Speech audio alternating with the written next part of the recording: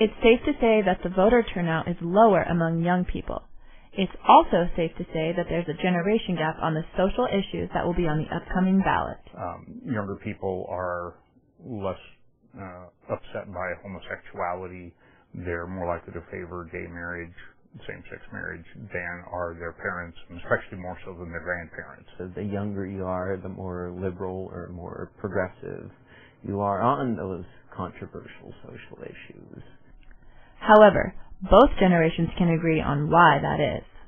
Part of it, I think, is simply a function of the fact that it's talked about more among younger people. It's talked about in schools now, whereas in our grandparents' day, we would never have talked about stuff like that in school. I think we're a lot more open-minded about it because our parents didn't grow up with it as much when they were our age as we do, and we're exposed to it a lot more. And so I think that it's a lot more important to us.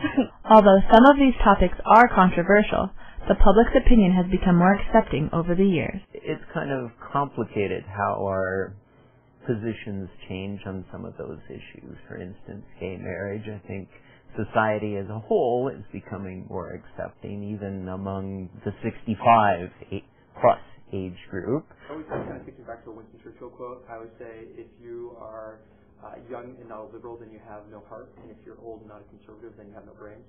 And so I think in that sense, we're always kind of just going through and progressing and kind of reevaluating where we're at, deeming where society's kind of been, how that has influenced where we're going to be going here shortly. And then I think also it kind of in interpersonal communication in the way that we have, and our daily lives are affected by one another. Dr. Nice also says the gap is due to desensitization and because young people don't have as firmly rooted political loyalties as their elders. For Murrow News, I'm Annalisa Bliven.